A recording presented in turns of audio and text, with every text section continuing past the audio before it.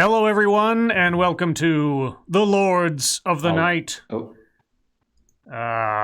With me, as always, is the Lord of Pennies, Satsu 2 cents. Someone say something. And someone who can't hear us, though we can hear him, Tailed Feature. Lord of the Picts, I think we gave him, or something at one point. So he's here in spirit, if not in actual voice, until he can hear us, if he ever has a chance to hear us. Monkey is MIA for some reason. Don't know why, don't know how. It's quite the night to do that. But hey, I'm not going to take it personally. I'll imagine he's just, he's sleeping. So this will be an interesting show. It will be. Because aside from the fact that we have technical problems with Tailed and a missing monkey, it's also my 3rd YouTube anniversary! Happy Scribeversary! Yay, Scribeversary! And in honor of the Scribeversary, I have done up several little tributes to the people that I made friends with when I first started doing this. Mm-hmm. So as the show proceeds, you will see a slideshow of various movie-type posters I have cooked up to commemorate my meeting them and my friendship with them that has lasted all these years. So I hope you enjoy those. There's a couple in there that I'm particularly proud of, my artistic abilities. I'm proud of them all, really, but we'll talk about that later. And I'll post these all to Twitter afterwards in case anybody wants to keep them for themselves for sentimental value. Before the stream, Lion Patriot, thank you so much. I'll be watching Side Quest tonight, so I won't be here live. Happy anniversary. Well, thank you, Lion Patriot. So, Side Quest, you say? I didn't know I had competition. That's okay.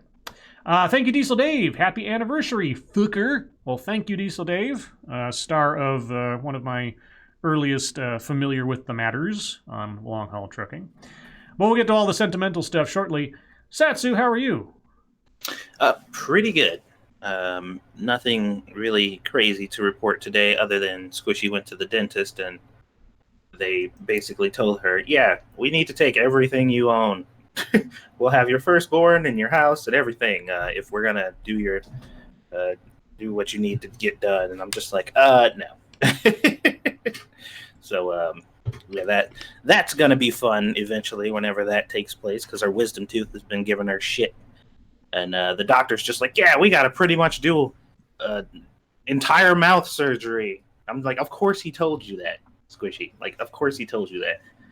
Because he's there once a month. Why do you think that is? But anyway, that's that. And we now have a monkey. Good morning, gentlemen. How's it going?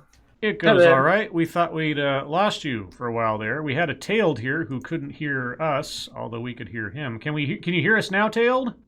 I can. Yay! Can you hear me? Yes. Yay! Tailed Feature, Lord of the Picts. Happy anniversary, buddy. Thank you so much, and thank you for joining me. I mean, if you have to go to sleep soon, I understand, but I appreciate you popping in, if nothing else. Yeah, I might have had a few drinks already, so... Yeah, Twitter kind of told me that. In honor. In honor. Oh, well, thank you. I appreciate you sousing yourself up on my behalf. So how are you doing, Tailed? I'm just exhausted, just from all the shit that's been going on in my personal life recently. I haven't made a video or done anything YouTube-wise for getting on for 3 months now. Oh, it's pretty bad. But yeah, hopefully things will be back to normal within the next few weeks. So all good. How are you guys? Real quick, thank you, Sean Uli. 3-year anniversary is leather. Well, if you say so. Okay. So here's the one. Here's the one that I like a lot. I hope Sinatra likes this one. Hope he gets it. Because I really put a lot of work into this one to get everything lined up. It's really difficult to find that image without all the titling all over it, so I could cook that up. So anyway, Monkey, how are you? Oh, I'm hanging in there. Happy anniversary, by the by. Thank you so much. Yeah, so my day was relatively easy. I had not that much due at work, and then I left early because I still have that vacation time I have to burn before the end of the year. And I came home and I finished up the little tribute posters that'll be going on during the show. Other than that, I get to hang out with my sister tomorrow for breakfast, so it's going to be a good weekend, so far as I know. Everybody here, thank you for joining us, as always, of course. This show might be slightly off format because I am going to occasionally wander into sentimentality territory, since it is 3 years ago today I posted my very first video about robots taking over jobs, or robots taking over forest rangers or something. I'm not even kidding. That was the subject of the video, and I was looking over. Were you for or against it? Well, the person talking was, I guess, if I remember correctly, she was warning us all about how robots were going to take over our jobs and everything, and somehow it moved into the forestry industry somehow, and women not making up enough of XYZ. It was feminist robotics or something. I don't remember exactly. It was very odd. Thank you, Pincalo. Wow, 3 years. Can't believe it. I can hardly believe it either. I mean, when I first started doing this, I couldn't really believe I was doing it in the first place because my only experience with YouTube was watching other people do things. Like Sargon of Akkad and Skeptor and Hagbard and all these other guys. Thank you, Connor Johnson. Have you ever seen Dances with Wolves? Yes, I've seen Avatar. Oh, sorry.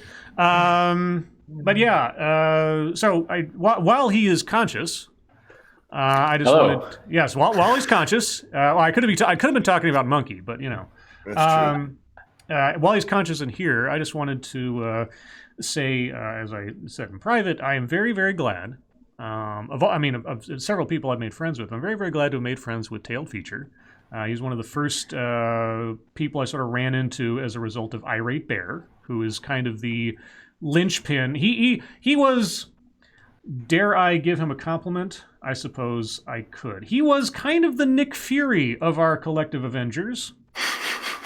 I guess he was, yeah. Yeah, because of his existence and his efforts, we kind of all came together. There we go. Drunken Uncle. Oh, maybe you guys haven't seen it yet. There's a delay. There's a Drunken Uncle poster coming up. You'll like it, I think. I'm very happy to have met with Tail. I did my first real sort of like chat live stream ever with Tail. Back when I did what did I call him? It was like Scribe Talks or something, or I don't even remember. I can't remember. It was a play on both of our names though. The title was like a Tailed Scribe, a light feature or something like that. Something like that, yeah. Yeah, and I just I mean, you'll see several people. There's several people who I didn't either couldn't find their avatar or couldn't come up with a concept for a poster, like Gutenberg, World from Ferg. I don't even know what happened to Ferg. I think he went off and like had real life stuff. But, I think so, yeah. And God, there's so many others. Why? And I'm suddenly blanking on the name. Our piggy friend, Porco Dio. Yeah, Porco Dio. He like disappeared off the face of the earth too. I know he's doing other things now. He changed his name or something, but I haven't heard from him in forever either. But yeah, all the old school people and the people who I used to say hello to in the Twitter chat every morning with various various greetings. Like salutations, Lord Bear, and felicitations, Miss Misa, and what up, Muscat Tailed, etc. Good times. Yeah, but 3 years. I just it blows my mind. It really does. And I completely forgot about my anniversary. This will be partially a dual celebration then, because let's do that. Yeah. Mine's the 1st of October. Yeah, Tailed started. He and I started like right at the same time practically, and so we're sort of like I don't know, litter mates, I suppose. You know, something like that. Pushing it. Yeah. Okay. Well, anyway. Anyway, let me be sure I don't forget this part. Monkey Dick, Jim Jones, movies, video games. Hit that like button if you have not already, and a good number of you haven't, which I don't understand why. I should have trained you better than this by now. And please share our stuff. All of us, whether it's new or delayed, all of us have stuff to share on our channels, as do all the content creators that you enjoy. And sharing our stuff, us or otherwise, is really the only way that anybody finds out that we exist outside of our own circle, because YouTube certainly isn't helping in that regard. So we appreciate you guys helping spread the word of all of our efforts. Anything else to discuss or mention before we get into a little bit of schnooze? Nothing I can think of. Satsu? I'm eating wings. Okay. Tailed? No, I think just bash on, mate. All right. Well, let's see. You guys like war? Yeah. Huh! What is it good for? Absolutely nothing. Okay. Well, a U.S. Syria outpost is vacated after coming under fire from Turkey. Oh. Yeah, the latest on U.S. reaction to Turkey's offensive into Syria. U.S. officials say an American outpost in northeastern Syria has been vacated after coming under fire from Turkish artillery. The officials say a number of U.S. troops left their post on a hill outside the town of Kobane after it came under fire. I'm assuming that's not Kurt's hometown. The officials say a large base in the town has not been affected by the shelling. Turkey says it didn't target the U.S. outpost, but was responding to fire from Kurdish groups nearby. The officials say they expect the evacuation to be temporary. So the fog of war, I guess. Oops. Yeah, oops. We didn't mean to blow up our allies' thingamabob. Thankfully, apparently nobody's been killed yet, but who knows. Nyala says, just sub to Tailed feature cause damn that voice. Ooh. Who said that? And where are they? Nyala, who as far as I know, their pronouns are he, her, hers. So, or sorry, he, her, hers? No, her, hers. He, her, her. Her, he, her, here. Her, he, her, ha, ha, shing, kang, wada, bing, bing. I don't know. Ask Chris Cuomo. He knows. He knows how it works. Okay. Well, See. thank you for the subscription. I don't get many these days. Oh, but he's got plenty of stuff to look at. See, the thing is, whether or not we do something right now, all of us have libraries full of stuff to keep you entertained or occupied for forever. That's true. Let's see. Well, what else happened today? Well, we had another someone jumping ship at the White House. Kevin McAleenan resigns as acting Homeland Security Secretary. Kevin McAleenan, the acting Secretary of Homeland Security since April, and the fourth person to serve in that post since the Trump presidency began, submitted his resignation to the White House on Friday. President Donald Trump announced Friday. Quote, Kevin McAleenan has done an outstanding job as acting Secretary of Homeland Security. We have worked well together with border crossings being way down. Kevin now, after many years in government, wants to spend more time with his family and go into the private sector, Trump said. Congratulations, Kevin, on a job well done. I will be announcing the new acting secretary next week. Many wonderful candidates, unquote. A source familiar with McAleenan's thinking tells CNN that the acting secretary felt he had accomplished all he could given the political realities of today, specifically the unlikelihood that any legislative deal on immigration will happen in an election year. Moreover, with the numbers of undocumented immigrants apprehended or turned away at the border coming down for the fourth consecutive month, 52,546 in September, a 65% drop from May, the lack of crisis is dissuading members of Congress to act and compromise. McAleenan also has 2 young daughters and a wife with whom he wants to spend more time. Giggity. So it sounds like an uncontentious departure, I guess. Somebody will try to make something out of it, I'm sure. For now. Yeah, until we hear the truth. So, yeah. Hashtag truth. Truth. Every man dies, not every man fucking move. I enjoyed that. I am particularly proud of that one. When I put that one together, I thought, I think Tailed will enjoy this. I thought maybe Gauk Thrapple could have been in there somewhere. But... See, well, yeah, but that's that's kind of my thing. It's not really your thing, you know. So, Well, I mean, if somebody wanted to put together some epic like movie poster, Goat Thrapple, and put like the Scribe Light avatar somewhere in there, I would not complain. But I'd be curious to know what movie you chose to become Goat Thrapple. That's very true. Yeah. The men who stared at Goat Thrapple. Oh, now, hey, good one. I wouldn't have thought of that. Good job. God, The Men Who Stare at Goats. I saw that movie once and it was enough. It's so bizarre. I don't think I've even seen it. I just remember the title. It's well, I mean, it's supposedly based on a true story in some extent, but it's bizarre. Let's see what else happened today. Today was a very busy news day, guys. So there was testimony in Congress about the impeachment stuff. Oh yeah. The former U.S. ambassador to Ukraine, Marie Yovanovitch, testified behind closed doors Friday as part of the Democratic-run impeachment inquiry, giving critical information about her time in Ukraine and abrupt removal earlier this year. In a 10-page statement obtained by the New York Times and the Washington Post, but not by CNN, who just retweets everything that the New York Times and Washington Post do, Yovanovitch defended her tenure and decried the concerted campaign to recall her from Ukraine, which she said is tied directly to President Donald Trump.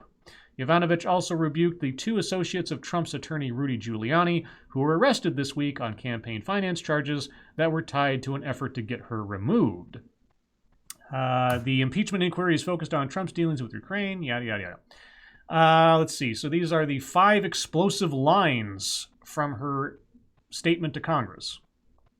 Why even have it behind closed doors then if you're going to do it that way? I don't understand. Yovanovitch, quote, "Although I understand that I served at the pleasure of the president, I was nevertheless incredulous that the U.S. government chose to remove an ambassador based, as best as I can tell, on unfounded and false claims by people with clearly questionable motives," unquote. Well, Miss Yovanovitch, you might want to talk to the Democrats about that. They've been trying to do that for the last 3 years to Trump. Oh, shit. Let's see, what's next? Quote, "With respect to Mayor Giuliani, I have had only minimal contacts with him, a total of 3 that I recall, none related to the events at issue. I do not know Mr. Giuliani's motives for attacking me, but individuals who have been named in the press as contacts of Mr. Giuliani may well have believed that their personal financial ambitions were stymied by our anti-corruption policy in Ukraine," unquote. Okay. Quote, "After being asked by the department in early March to extend my tour until 2020, I was then abruptly told in late April to come back to Washington from Ukraine on the next plane." Context. This establishes that Trump administration officials first told Yovanovitch that they wanted her to stay on until 2020. The tick-tock of what happened and when is critical to the impeachment inquiry because it could establish that there was a political motivation in the decision to get her out of Ukraine.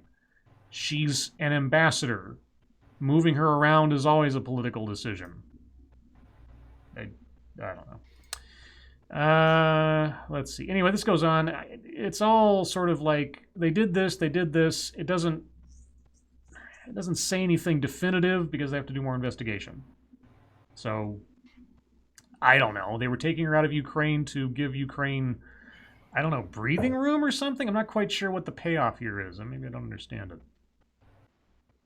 I don't think they do either. So I think you're good. Yeah. So is this the one they were talking about in the text that they needed to remove her? Yeah, I believe so. Okay.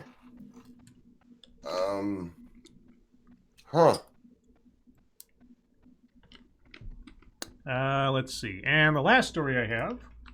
I know, deep analysis. Well, I know. It's like, well, I don't know what else to say. It's like lady says some things that are suspicious about what motives were, but they don't know the motives because they can't read minds and they don't have the documents. So, yeah, I'm with you on that one. Shepard Smith has left Fox News. Oh, no. Who's that? I know. I was like, I'm surprised he was there as long as he was. I mean, he was like there, like 20 years or something? 30, wasn't it? Was it? Okay, we'll find out. Let's see. So this little story comes from the Goblin of CNN, Brian Stelter. That little shit. Why Shep Smith finally walked out of Fox News for good. He was sexually harassed by Roger Ailes. That would be something, wouldn't it? Let's see. Last month, Shep Smith decided that he had simply had enough. With President Trump actively distorting the truth and many of his own colleagues helping him do it, the Fox News star prided himself on anchoring a newscast that countered the network's pro-Trump opinion shows. The way Smith saw it, he was making sure that accurate information was getting on Fox's air. Quote, I wonder, he told a Time magazine reporter last year, if I stopped delivering the facts, what would go in its place in this place that is most watched, most listened, most viewed, most trusted? I don't know. But he had had enough. In September, according to a well-placed source... Wait, you didn't say a person familiar with the matter? Stelter as a well-placed source in Fox News? I guess so. He went to Fox News management and asked to be let out of his long-term contract. Tensions with the opinion shows were the breaking point. Executives at the network leaned on him to stay, but to no avail. On Friday afternoon, he announced his departure on the air, then exited the building immediately, clearly emotional about saying goodbye to his television home of 20 years. Quote, our leader walked, a Fox correspondent said on condition of anonymity. This place is devoid of clear leadership. For months, I have been working... This is Brian Stetler talking. For months, I have been working on a book about Fox News in the Trump age. Staffers have been confiding in me about the challenges of covering the news inside a network that is increasingly defined by sycophantic pro-Trump personalities like Sean Hannity. Why don't you talk to MSNBC about pro-Obama personalities like Rachel Maddow and Chris Hayes? I'm sorry. That last part, was that him quoting somebody that's going to write a book, or is he going to write a book? He's writing the book. Brian Stetler is writing a book. Stetler is going to write a book about Fox. All right, okay. Fox in the Trump era, yeah. All right. Staffers on the news side unanimously point to Smith as a role model. But, quote, it was clear he wasn't happy on air and off air, one of the staffers said after Friday's stunning resignation announcement. Two other staffers also said he'd indicated he, quote, wanted to leave, meaning that he was not forced out by management, as some outsiders immediately speculated on social media. Okay. So so Brian Stetler is now patting himself on the back and giving us a preview of his book for the rest of the article. So, I never watched Fox News. I don't watch network news at all, really. So I knew he was there forever. I guess he was, sort of a counterpoint to a lot of the usual mainline stuff at Fox. But so is this a big deal? I guess I don't know. Yes and no. He has been the face of their news division since the inception of Fox News. Yeah.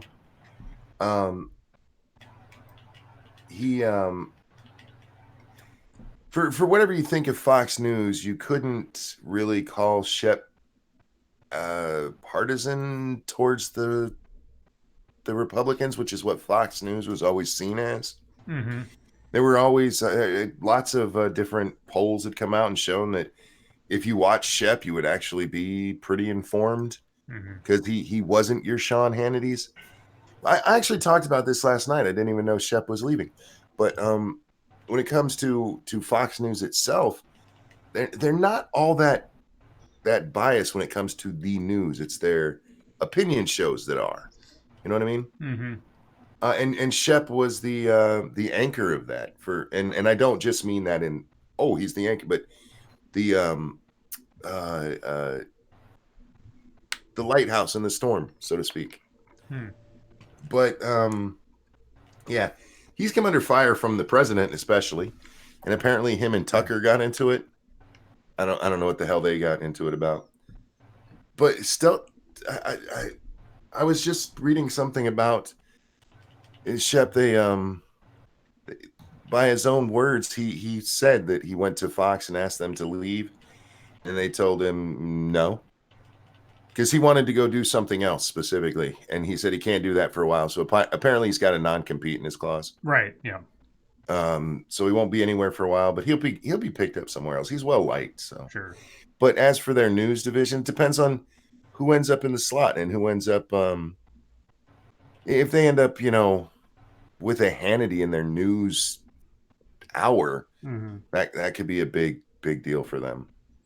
I figure Shep Smith ends up on something like HBO. He'll get his own series on HBO or something. Or I could see him moving to CNN. yeah, I guess we'll see. CNN could use his credibility. Yeah, that's true. Yeah. God, that's true. Well, while we have you here, hey Tail, what's going on with Brexit? Fuck knows. And now Satsu with the weather. It's gonna rain. Thanks. No, I now isn't it? Aren't we coming down to the wire like in like 2 weeks or something? It happens regardless of whatever happens. Well, that's the thing that doesn't make any sense. We can't. It's against the law to leave without a deal, but we might not get a deal. So. Yeah, but isn't October 31st like a legal deadline or something? Yeah, that's the date we're meant to be leaving the EU. Okay, but it's not written into law that you leave on October 31st. No, but because I think Boris Johnson is legally obliged to send a letter to the EU asking for an extension if no deal is reached, because we can't leave without a deal. So is there such thing as a fucking deadline? Because I know they keep making them. Apparently not. It's like there's been several deadlines from what I've seen, at least. Yeah. They've this will be the third extension if we get another one. It's a fucking joke. It's just a fucking joke. Can we just leave? Can you guys come and annex us? Well, if you guys want to defect to America, I mean, I don't know. What could we use Scotland for? We have oil. Oh, there you go. Oh, you said it. Okay, we'll send the tanks right away. We got plenty of sanctuary cities for y'all to hang out. Oh, shit. Thank you, Diesel Dave. It's cold outside, and now spots. Spots? Are you seeing spots? Or I don't know. That's our anchor dog. Our anchor dog? Yeah, his name is Spots. Oh. So is Anchor Dog a cousin of Lawyer Dog? That's his best friend. You know, that was another poster I thought of cooking up, but I ran out of time for. I was going to take Forrest Whitaker's Ghost Dog and put P-Dog Knight's face on it and call it Lawyer Dog. Lawyer Dog. I didn't get a chance to, so I might have to cook that up at another time. Let's see. Well, am I misremembering that some rumblings otherwise are going on in Scotland, either as a result of Brexit or something else? Isn't there some kind of shakeup over there right now? No, not really. It's just the SNP going, we want independence, but then we want to join the EU. It just doesn't make any sense. Yeah. And they're just harping on about it because their most fervent supporters just lap it up, really. I don't think they really have any intention of calling another independence referendum, but there you go. I think they're just stirring the pot for whatever reason they can. You know, it's not about we have better policies than this other person. It's just these people are shit, so we must do something to oppose them at all costs. That's basically the state of play everywhere at the minute. Non-Vitae Rex asks, will they jail Boris if he doesn't ask for an extension? In theory, they can, I suppose. Yeah, likelihood's probably not too high. Well, I think it'd be a great fucking move, though, if that's what he did. Yeah. Like, well, I want to leave without a deal. Most people want to leave without a deal because we haven't reached a deal. I'm not going to ask for an extension. We just drop out because I've not asked for an extension. Just drop out by default. Sounds good to me. Nutty stuff over there. Yeah, it's just stupid. Well, let's see. Any other news type bits to crow about, or shall we move on? I see it trending here. Yes. They're saying Ben Shapiro says he'd pick up a gun or leave the country over Beto's stance on gay marriage. What's Beto's stance on gay marriage?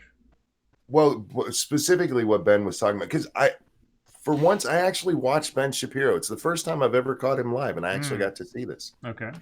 What he was talking about was Beto O'Rourke's position last night that any religious organization, be they a school or a charity or a church, that does not favor gay marriage should lose their tax exempt status. Might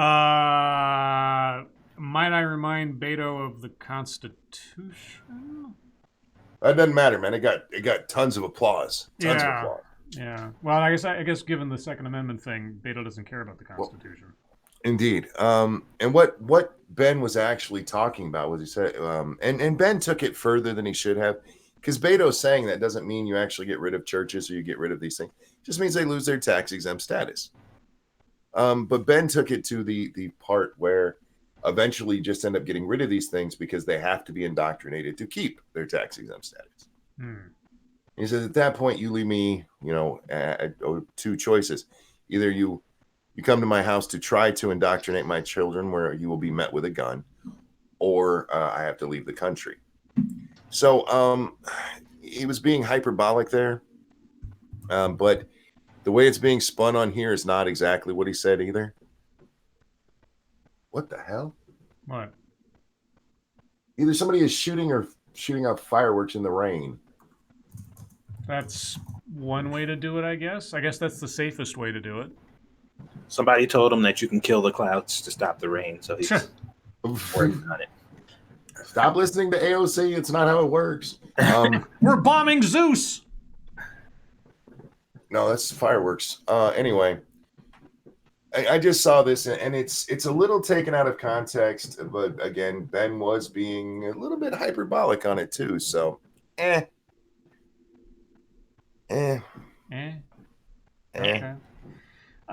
Yeah, I think Beto's got sort of that dead man walking frivolousness about his words and things, because I think he knows he's not going to win, so he might as well just go as extreme as he can and just try to pull the conversation wherever. Thank you, Diesel Dave. Churches shouldn't be tax exempt anyway. There's an argument for that. And thank you, Circa Zero. Happy 3-year anniversary. Appreciate it. Thank you so much. And Circa Zero, man, you guys have been around forever. I mean, well, I look at chat and just see all these names of people that I've seen here for years now. It's incredible. I really do. I mean, we all appreciate it. It's just, I can't believe you guys actually like listening to us talk this much. Speak for yourself. I super appreciate it. Oh, no, I didn't say I didn't appreciate it. I said I just don't understand it. I know. And I said I super appreciate it. You just regular appreciate it because you're a pleb. I know what the fireworks are. Wow, we segue. Yes. Thank you, Shrouded Angels. Thank you so much. Appreciate it. Thank you. What are the fireworks? It's Friday night. It's the football game that the team must have won. Oh, the team. Sports team. Ball. Okay, the team. Now with sports, our team won. Yay! Yeah. Hey, Tail, what kind of sports go on in Scotland right now? Jesus. I think we're doing okay in the rugby at the moment. I don't know. I don't follow it really, but we're not very good at football. I know that much. I mean, soccer. Soccer. You like soccer? Yeah. I mean, football, the one that you use your foot and kick a ball. Yes, that happens too. Even though using the foot to kick the ball in our football doesn't really happen all that much, only in very specific points. You've got hand egg. Hand egg, yes. We have hand egg. I don't understand the football thing. Well, let's do a few MSS news. Might not do as many because I want to take some time to get all sentimental at some point. But for now, guys, if you have news stories you'd like us to read on the air, please send them to us via Twitter using the hashtag MSSNews. Can't promise we'll get to them all, but that's because I have other priorities tonight. Because it's a special night. Kind of. Let's see. This one comes from Frosted Glass. Okay, well, Frosted Glass sends a couple. You know who I haven't seen lately? Colleen Bernier. I'm kind of worried that something might have happened because we haven't seen her post any stories recently. So if anybody out there, by any chance, has any side contact with Colleen Bernier or knows how to get in touch with her elsewise, I just like to make sure that she's all right. But meantime, Joker isn't an ode to the far right. It's a warning against austerity. Oh, for fuck's sake. Oh, this has got spoilers in it. I still haven't seen the movie, so I don't want to ruin it for anybody. So sorry, guys. I didn't mean to tease you with that, but someone's reading between the lines of the script and finding something. Although I've seen a lot of people say, the main themes about the movie are class struggle and mental health. So maybe there's something in there about that. I don't know. But I'll do a different one from Frosted Glass just because I couldn't really do that one. Okay, this is from Vice. California just became the first state to require public colleges to provide abortions. Oh. What? Medication abortion must be available on campus starting in January. I think you mean abortion medication. Starting in January 2023. Okay. California became the first state in the country to require its public universities to provide medication abortion. Is that really the term, medication abortion? On campus after Governor Gavin Newsom signed the College Student Right to Access Act, or Senate Bill 24, into law on Friday. The University of California and California State University systems don't currently offer abortion on campus.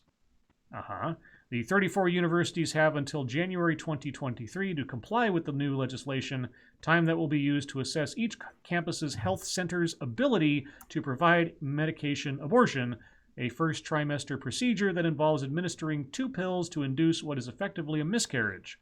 After evaluating, quote, medication abortion readiness, unquote, campus health clinics may also go on to purchase equipment such as ultrasound machines, train staff, and make sure proper protocols in place.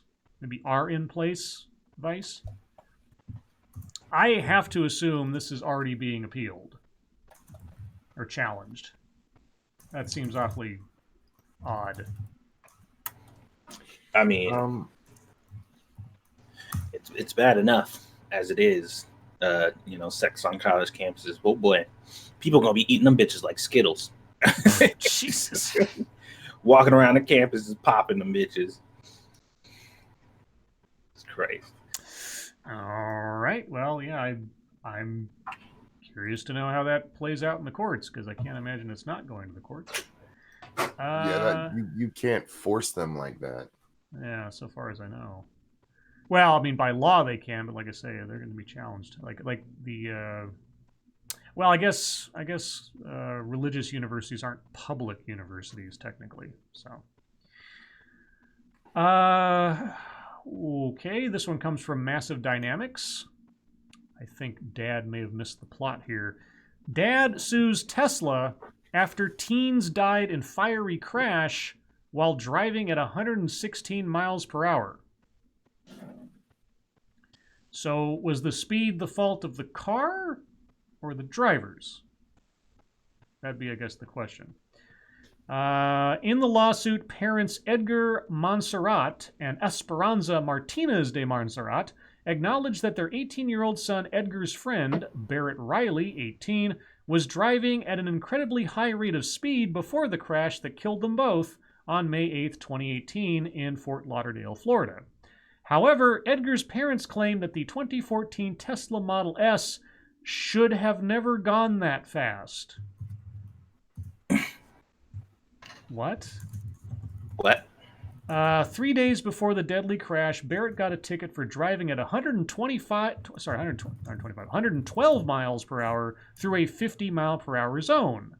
The next day, Barrett's parents brought the car to Tesla to install a device that limited the car's speed to 85 miles per hour.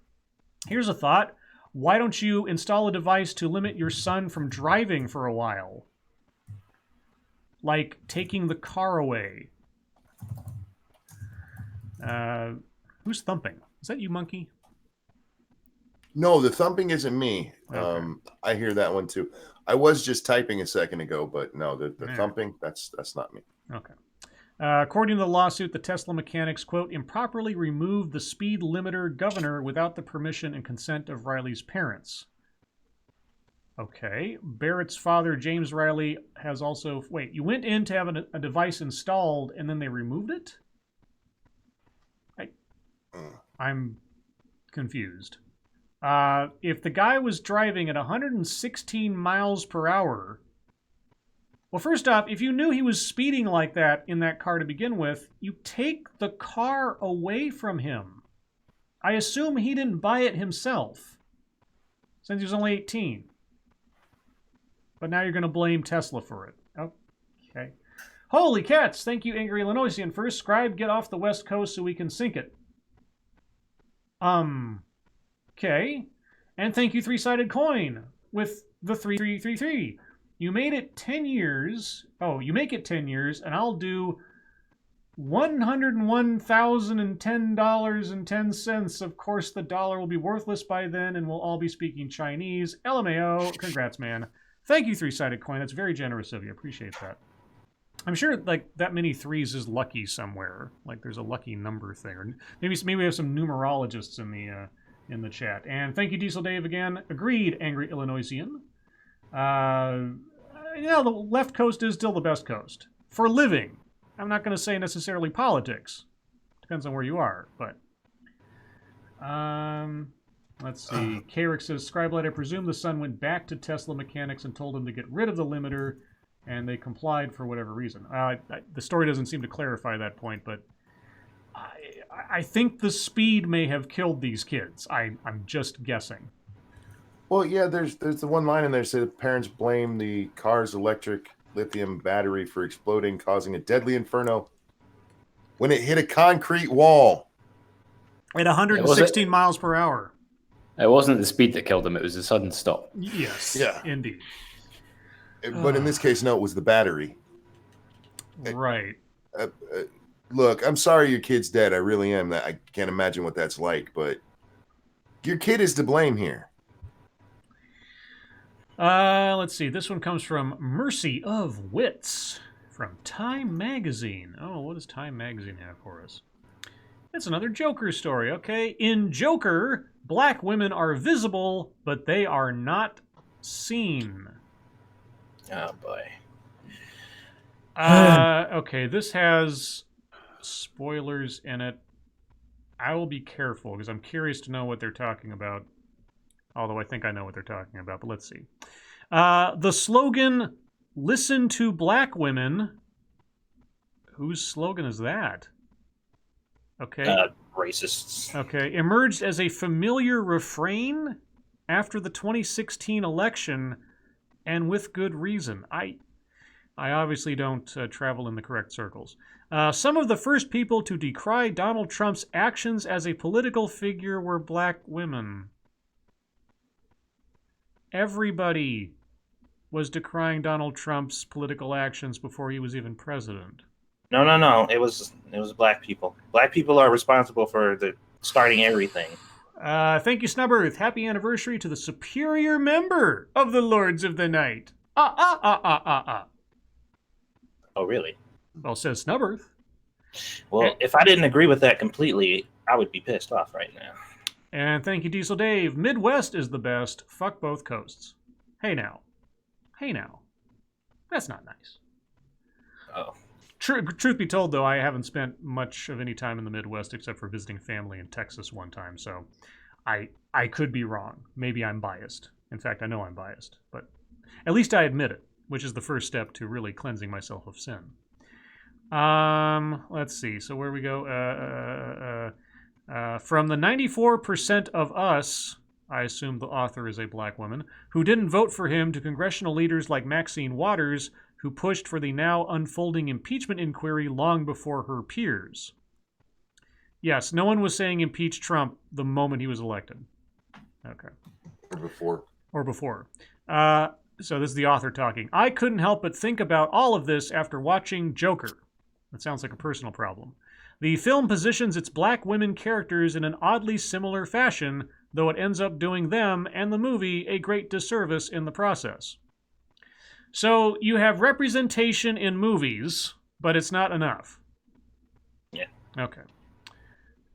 Okay, and then it gets into like plot stuff. I'm sorry, guys. I don't mean to keep teasing you with this, but I'm curious to. Whoa, cats! What the hell? Cody Fry. Happy anniversary, Scribe. Satsu, you should sing to him and show how much you appreciate him. I agree. Satsu, you sing me a song? Happy fucking birthday to you. Thank you for reading the news. Uh-huh.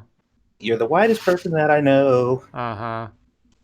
And you need to find a redhead. Well done indeed. That might have been the best song I've had sung to me today. Thank you, Fairly Rebecca. Happy YouTube anniversary, Scribe. Thank you, Becca. Frosted Glass, thank you. Listen to black women have kids without dads. Oh. Oof. Oofta. I don't know, man. It's a lot of single white bitches with kids in the hood too. Let's see. We'll do one or two more here, and then I want to get on to other things. Let's see. I've heard stories like that before. Brendan, what was that? No. Sorry, guys. I mean selective tonight. I want to get something funny here. Okay, here we go. This one comes from Signal Boost. Wait. The Hard Times. Is this a satire site? I think it is, isn't it? Maybe. I think it may be. Well, either way. Yeah, no, it is. Okay, I'll still read the headline. Amazing! This guy gave up his white privilege to be a cybergoth. What? For the socially conscious white person, knowing how to be an ally for people of color during this turbulent time can be uncomfortable and confusing. How do you use your privilege to help even the playing field and overcome oppression? Portland local Lawrence Archuleta has found an unconventional solution and hopes it catches on nationwide. He has renounced his white privilege by becoming a full-blown cybergoth. Quote, I really don't think it's fair that simply because I was born with this color skin that I get preferential treatment over someone who was born with different color skin, said Archuleta, removing a neon gas mask from his face. Quote, for so long I thought I couldn't change anything about my privilege. That was until I saw a group of real, raw, graver, rivet-head cyber freaks denied entry to a Wendy's. Everything sort of fell into place after that, unquote. What? Cybergoth is a rave subculture born out of the industrial and club kids scenes with heavy influence from the dancing part in The Matrix Reloaded. It exists only in the shadows, and national awareness of the movement is only on the periphery. Yeah. Oh, cats. Thank you, Chicago Mike. Happy anniversary on YouTube, Scribe. We need someone to interrupt you right now. Well, congratulations. And thank you again, Angry Lilician. No matter how many battles I've been in and won, no matter how many magazines on my nights, oh, it's never enough. It's a rap song. I obviously didn't do well at rapping that. So, thank you, though.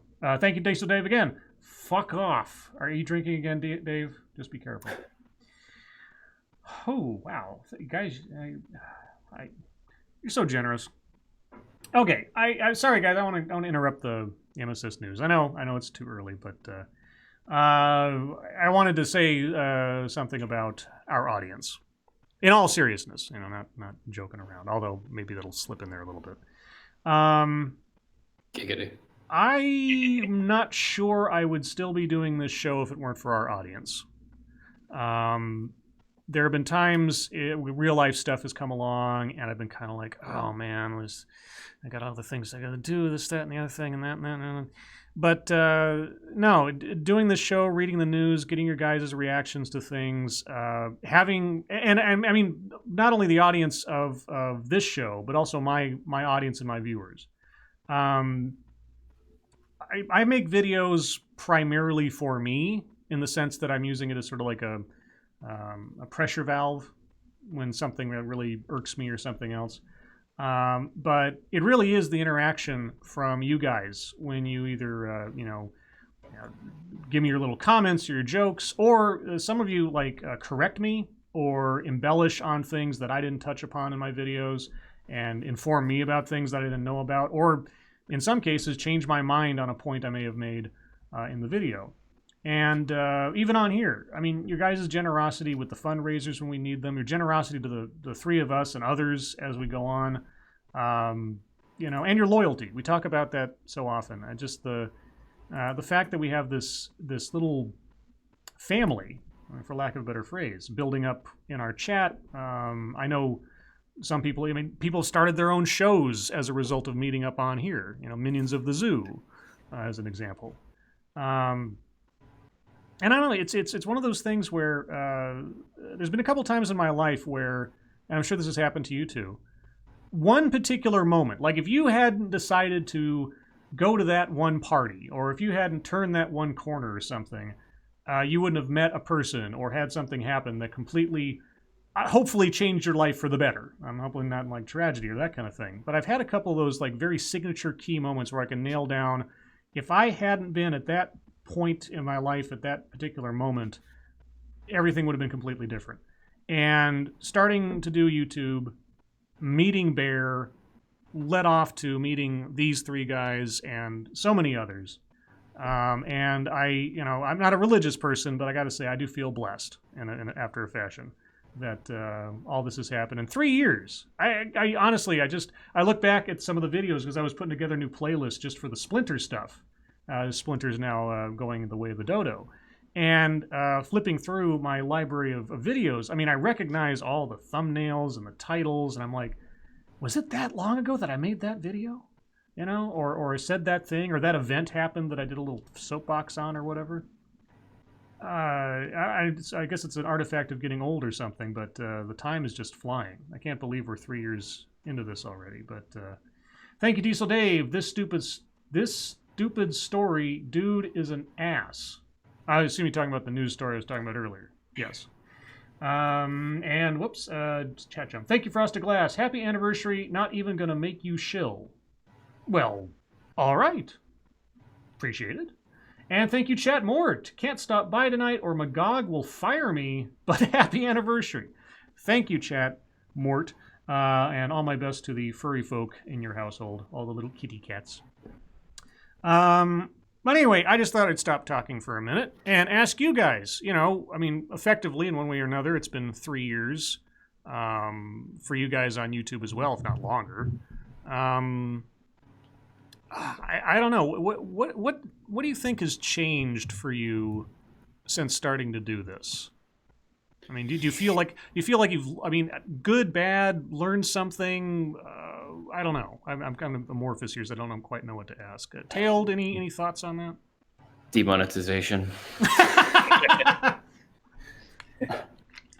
No, when I first started, I had no intention of trying to make money from it, but then things happened. I was like, shit, I don't have any money, and I'm making videos. I'd be as well too. And then, yeah, they got totally demonetized anyway. So,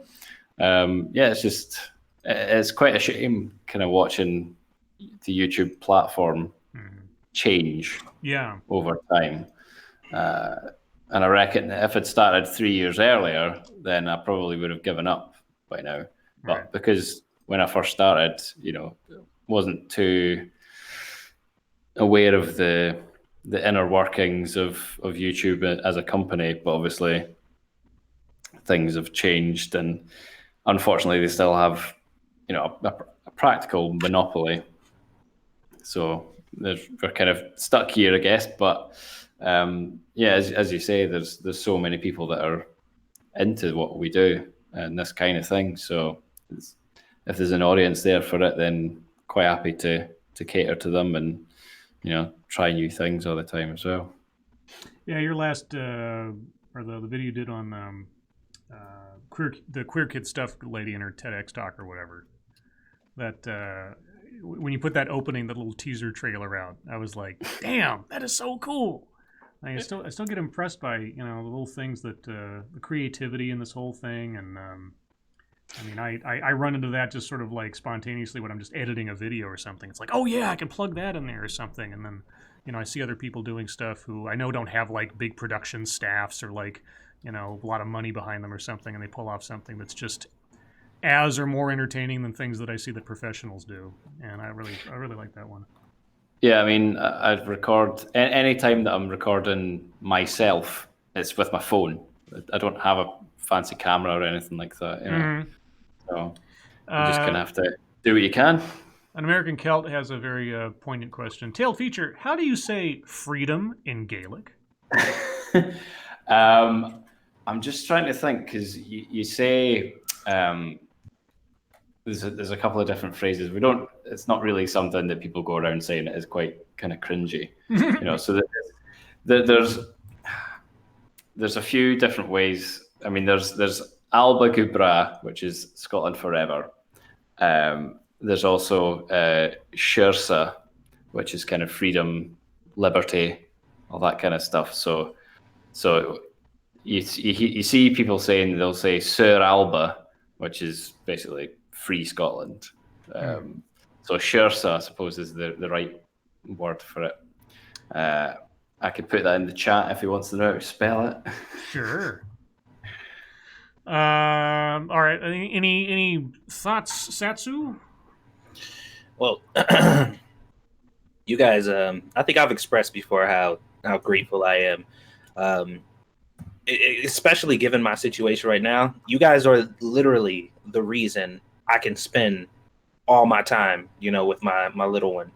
Like there's no way I'd be able to pull anything like this off if I was still working, especially if I had my last job or whatever. So everything that I've done over the course of these 3 years, all 3 of the channels that I put up, the type of stuff that I've been able to do with my family, the relationship that me and Squishy had, like everything. You guys were there when we got together. You guys were there when we got engaged. You guys were there when we got married. You guys were there when her water broke. I know, right? Jeez, that was a crazy night. Yeah, it's like the connection it's much more personal for me on a family level. And when I talk about you guys to my mom and my other family members or whatever, like they talk about you guys like your family too. Whenever we're discussing, what's going on with the chat or whatever, my mom pops in, she's excited to see you guys. Like you guys are a major part of my life. As a matter of fact, kind of the center of it outside of, my immediate family. So it's incredible. Like I'm eternally grateful to be in this position. And if it ever does come to an end, that'll be a very sad day for me. And we have a Sinatra as well. Hello, Sinatra. Hello. Hello, Sinatra. Scribeversary. Thank you. Do you like your poster? I do. That is amazing. When I thought, because I was trying to think of at least one poster for all that I could think of. 'Cause I couldn't come up with one for Gutenberg. I couldn't find his avatar anymore, though, is the thing. He doesn't update his channel, and I don't know if I can find his avatar. If I can find, I'll cook up one. But I tried to come up with a poster for all of the old chat thread members who I'd say hello to in different ways. So anyway, when I was trying to think of one for you, I was like, oh my God, what am I going to do? What could I do? And then I was like, can I do something about the Joker? Oh, and then of course, then my pun brain kicked in, as it does with most of these things. I was like, that's perfect. How to do that? And then I had to figure out, like, what's the font? How do I get that little shading thing on there? Oh no, all the posters have the staircase with the big titles on there. How do I? So it was actually yours was one of the more involved ones, just because I had to figure out some tricks to make it still look legit without. Without messing around with some of the images too much. Thank you, Diesel Dave. Does that mean we can stop by for dinner? Yeah. Satsu, you're going to cook for people if they show up? Hell yeah, I'll do that. So Sinatra, didn't you try something that I made when you came over here? No. You didn't? Oh, no, that was, never mind. Yeah. That was somebody else. That was a different honky. Yeah, Diesel Dave will show up in his big tractor trailer and say, feed me. Be set. Be like Audrey too. Monkey, do you have any thoughts on such things? On what has changed and yeah, I mean, have you learned anything, or have you seen anything? Have your outlook on stuff changed, or whatever? Yeah, I've stopped chasing the dragon. You smoked opium? Yeah, this was kind of my drug for a while. Chasing that YouTube dragon, because much like many of you, I didn't get into this for money. That wasn't even a thought when I started. Yeah. My thought was maybe in 3 years I'll have 100 people watching me, and that's not, as far as I know, a good way to make money.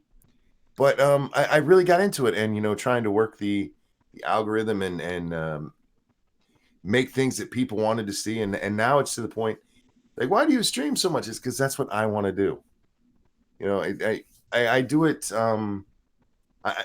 I started doing it for me, and I'm back to doing it for me, if that makes any kind of sense. Mhm. And it's because YouTube is just like fucked us repeatedly, no matter what we do. Yeah. Right, Sin?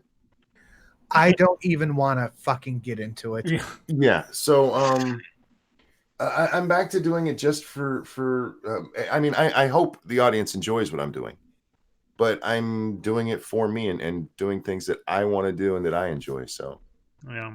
I keep looking at this as essentially a glorified hobby. I don't monetize my videos. I'm not worried about the algorithm or anything else, or necessarily if a million people see it.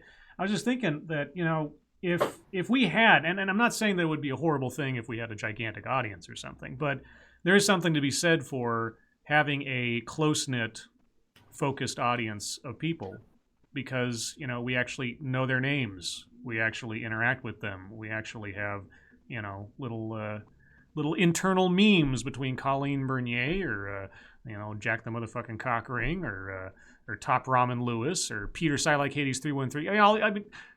I remember all this stuff because they've all everybody's become like part of the show, part of the whole experience. Even if they're not making videos themselves, they're part of the video. Like right now, they're part of the video. They're part of the show. Yeah, it's very gratifying. Can I this? Yes, I was going to ask you next. If Monkey was done, that is. I mean, if Monkey's done, I guess Monkey's done. I'm done. Okay. Monkey died. No, Monkey's here. I thought I thought you knew I was done. I apologize. No, I know. Well, I see. I don't Chat, I'm presume. so sorry that Monkey died. I want to in make a sure. show. Yeah, I don't presume to know. That's why I make sure now, because I've accidentally, forgotten people or cut them off before, and I feel bad about that. Yes, That's always yes, Satsu, though. That's what I was alluding to, Satsu. To see the thing and the stuff. So, Sinatra, what do you think about stuff and things and stuff? YouTube has completely abandoned its creators. They don't care about us anymore. I went into this a little bit earlier on my show. The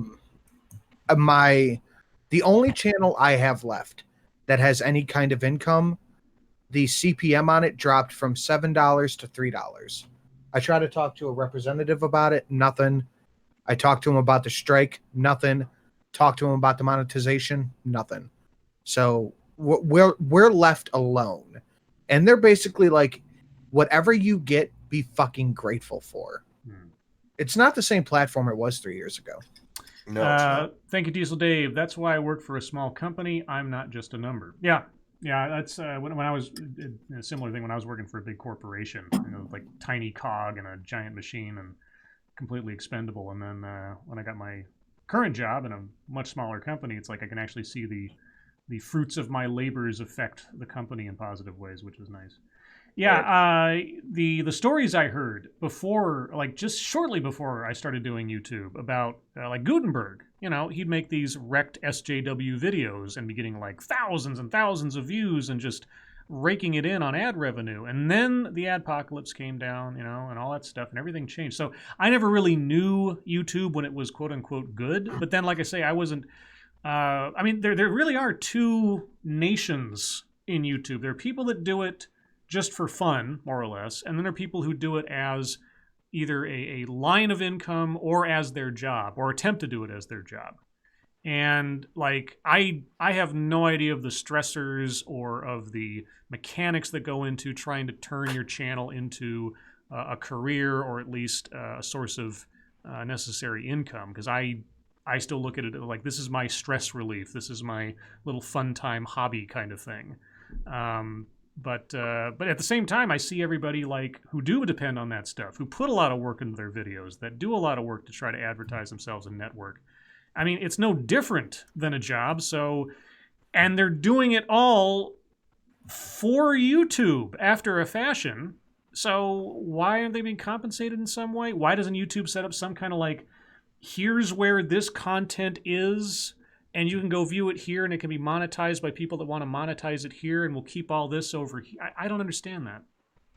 Well, you're not supposed to understand it. They don't want you to understand it. They don't want you to have an idea of what you're doing because they can't control you that way. Why do you think the algorithm changes like twice a day? Mm-hmm. It's just dumb. And I know Tailed Feature was demonetized too. Have you heard anything from these people? Nope, not one thing. No, they want to avoid it like the plague. Yeah, we review the monetization application within a month. It's been 3 months and you're still waiting? Too bad. Well, yeah, it still just sits there saying, oh, monetization, we usually make a decision within a month. It's been, what, 3-4 months now? It's been, about 4 months. Yeah. And nothing. Fucking nothing. Yeah. And I do have to commend the audience because they really fucking stepped up. Yeah. And it's just, it's ridiculous that they hold this carrot dangling it over your head and they give you assurances, etc., and then they just don't follow through. But, at the same time, you got to keep making the content. You got to keep supporting the channel. Now, the question is, how long is it going to be until it's not viable to keep, digging away at YouTube and having to find a different platform? But again, there's no other platform with the kind of reach that this one has, except it doesn't have as much reach anymore because they're not actually reaching on your behalf for all the work that you do. So if there was another platform that could compete with YouTube on the audience level, YouTube would turn their shit around in a minute. Yeah. It's because they're the only YouTube out there that they still do it. Yeah, I wonder if BitChute. I mean, like so many others. Like what was the other one? Was it not? Was it Vimeo or no? Maybe that's Vimeo. VidMe. VidMe. That's what it was. Yeah, yeah. VidMe. I don't know if BitChute has a chance. I guess we'll see. Like so many others, a lot of people are sort of jumping. I know Mr. Medicare is doing stuff over there right now because right now they don't really have any filters or any censoring of anything going on, so he's just going whole hog. But we'll see how long that lasts until the first lawsuit. Well, that's why they're not as big as YouTube, because they don't have censors. Yeah. And journalists write articles about them going, the den hub of the alt-right is over on BitChute. Yeah. And it's Stick Sex and Hammer talking about his fucking garden. Yeah.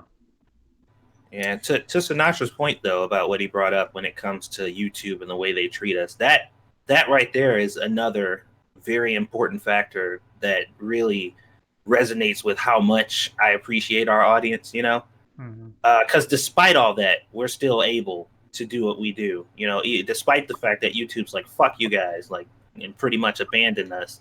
Like, our audience comes through every time, like, even when they can, or even when they're struggling, and we're all fucking struggling. Like, we have this kind of community where if somebody needs something, they can get it, Yeah, and that's awesome, dude. Like what happened with Bloodwing.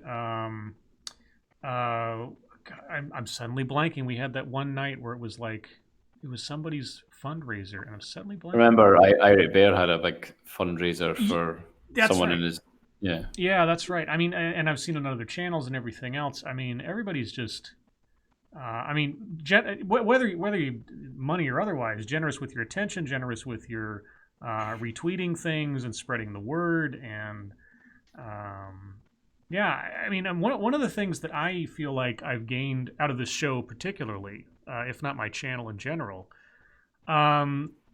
is admittedly a bit more of a cynical view, but a broader view of what's going on in the world at the moment. I mean, between reading the news and just sort of watching the trends of things, I can't count how many times, and I'm sure people in the audience can recall several instances where we've gone over a story or something on a particular night, and I'll be able to call back to some video I did a year ago on that same subject and be able to relate one thing to the other. There was this line from H.P. Lovecraft, and I can't quote it accurately necessarily, but it was something to the effect of the greatest fear, I think, is the greatest blessing is the inability of man to correlate all its contents, or the human mind to correlate all its contents. Because if you actually connect all of the different pieces of information you actually have in your head and relate them one to another, you probably go nuts.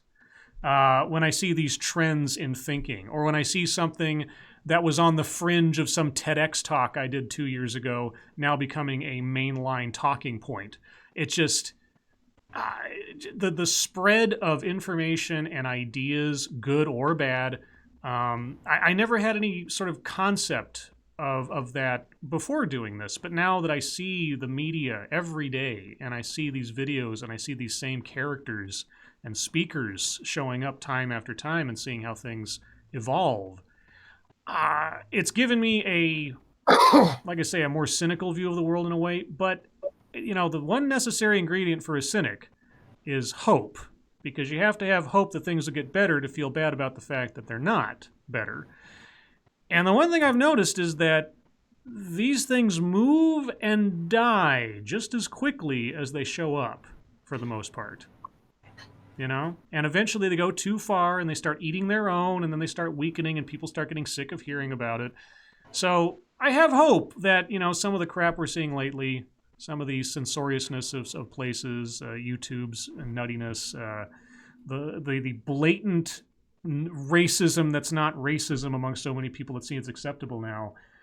Finally, somebody will wake up one day and not get woke, but just like, hey, this is broke, and try to fix things. Thank you, Nyala. It's cause we aren't anonymous to you all. Even if you don't know us, we are still someone, and so are you to us. Aw, thank you, Nyala. You pronounce that Adidas? Adidas? No, Adidas. What's Adidas? It's the way Drunkle pronounces Adidas, and that's what we call Nalia. I don't understand that. Nalia we call Adidas. Yeah. Just go. Oh, okay, Adidas. I don't know. Monkey, you were going to say something before I did the super chat. Yeah, I don't remember. I'm sorry. Okay. Okay. Well, I mean, you guys have anything else you want to say? Yes. Sorry, what? She just says yes. Okay. Yes. Adios. I will never remember that. So Yeah, I probably won't. It's a AAA stream thing. Over here we have our own memes. Like tongue buttering turtle caves. Oh God, I forgot about that. How could you forget about tongue buttering turtle caves? But it's not something I think about regularly. That's all. Well, why not? You're Scottish. People We just deep fry them instead. saying that. I mean, haggis. It's kind of the same thing. I'm kidding. People were coming into my chat doing that shit. Yeah, that's right. Can we tongue butter the turtle cave? Like what? Man, like I've said it before. There was a brief time where like our chat agents were going off to every live stream on the planet and doing a little super chat to get somebody famous to say tongue buttering turtle caves. I wish there was a compilation of like when Sargon did it, and when I think who else? Mr. Medicare did it. I think at one point. It's just I'd love to have that, but I think that's probably lost into the memory hole of YouTube. Anyway, we'll get on to some quick YouTube time stuff here. Do you guys have anything else you wanted to talk about or reminisce or mention or shout out or anything else? Just a big fuck YouTube. Okay. Well, that, but also I'm probably gonna have to head off to bed now. Yeah, no, you go to sleep because it's like middle of nothing over there. And hey, I really appreciate you staying awake to hang out, dude. It's been way too long. We really need to do like just some convenient timing, just hang out sometime and just chat about stuff. Yeah, sounds good. So I know a few people in the chat have been wanting me to speak a bit more Gaelic. So Mogul lot of Ula Aichiva. So I love you all and good night. That's not what that means. He called you all a bunch of N-words. Night, Tail. Good night, Tail. Take care, bud. Hi, guys. All right, so let's do real brief YouTube time stuff. Yeah, I don't have anything except I cooked up my one project before the show started tonight was to get that Miss Misa poster done because I was like, I got to come up with something for Misa. What am I going to do for Misa? And then I was like, so I just started typing Misa into Google thing, and the autocomplete came up with Les Miserables. I was like, oh, perfect.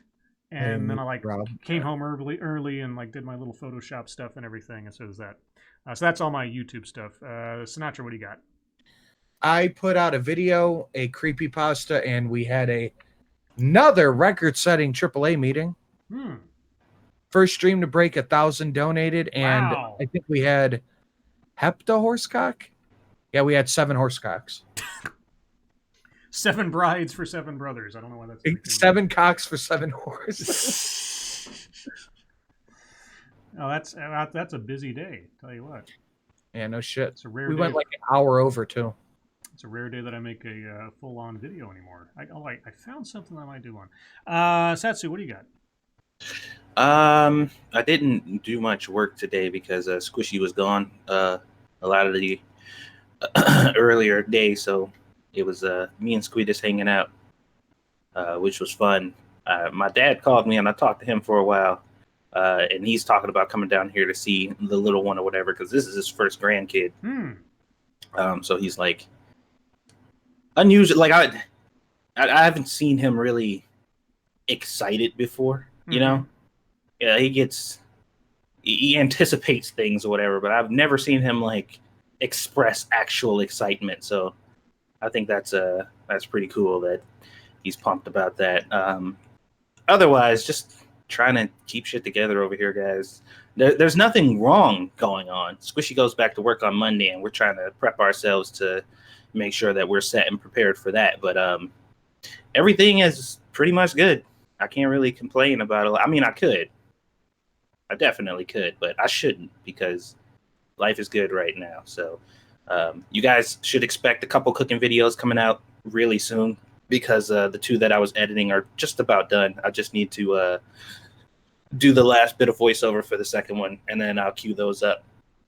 Otherwise, I think, Monkey, are you still down to stream tonight? Yeah, it should be okay.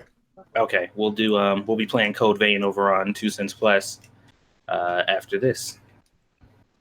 Your Code Vein. You probably think this game is about. You already did that one.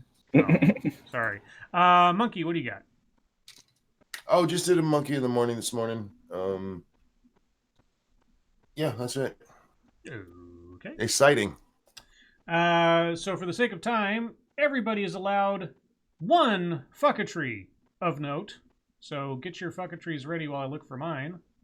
Because I want to make sure that everybody, the chat gets their time all in. Oh yeah, so Chris Saliza, our favorite friend at CNN, he reposted a video that he created about a month ago or something because I remember thinking about doing a video of this video where he talks about what the secret is of why Trump won't release his taxes. And if you watch the video, you find out very quickly Chris doesn't know anything, which I guess we was kind of a foregone conclusion. But yeah, so he when he finally does get to the point of telling us the secret of why Trump won't release his taxes, he says, well, it might be because there's evidence in there of Russian collusion, or it might be that he's blah, blah, blah, blah, blah. And I said, so the secret is you don't know what the secret is, but you can speculate just like the rest of us. And prior to the relatively recent subpoena process, Trump was never under any obligation to release his returns as a candidate. It is a tradition, not a law. Not that you care. Yeah, that video is it distills down the essence of Chris Saliza and his quote-unquote reporting style.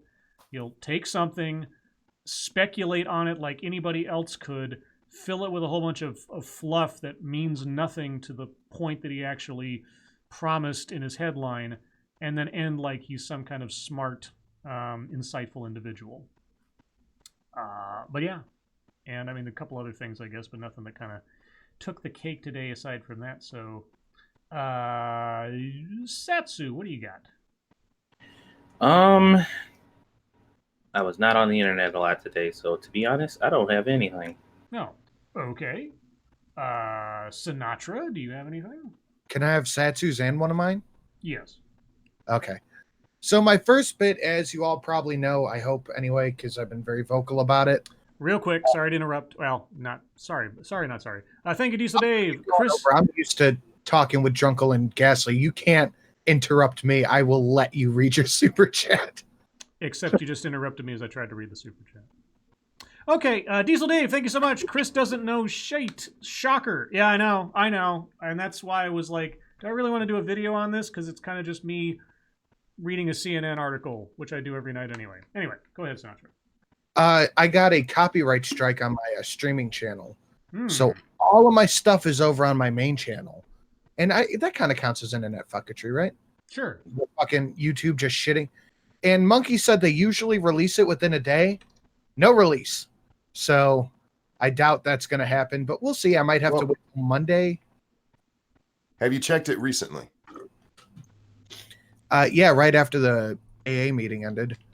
I'll check it again right now.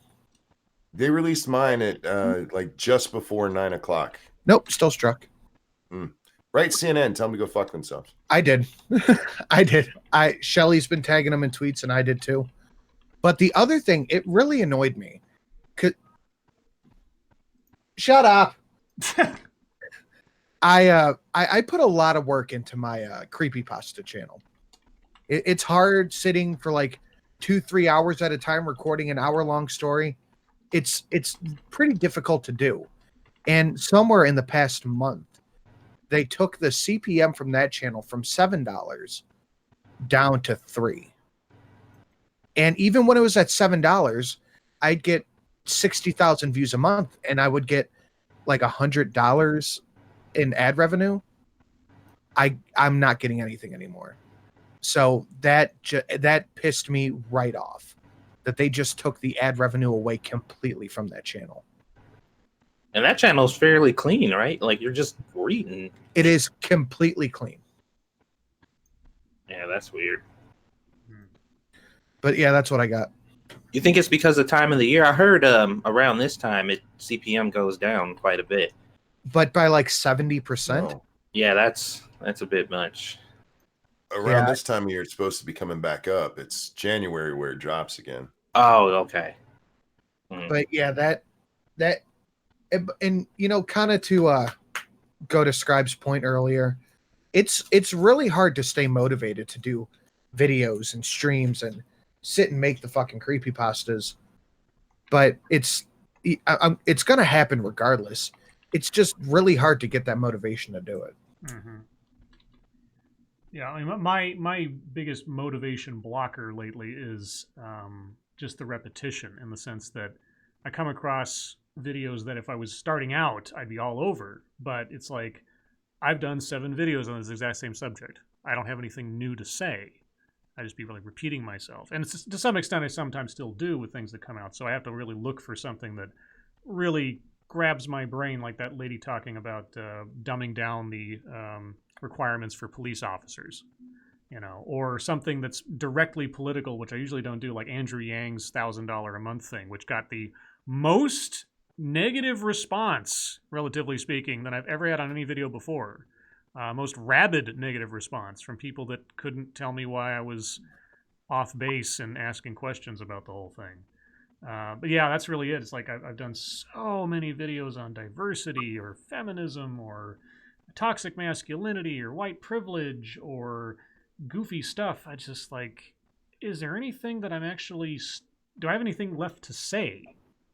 Is really sort of the question I keep asking myself. And then of course, you know, something occasional will come along and get my hackles up, and I'll be off and running again. But it's coming less and less frequently as time goes on. And you brought up the point that this really isn't supposed to be a job, Yeah. And I agree with you. It shouldn't be, but it's what I have right now.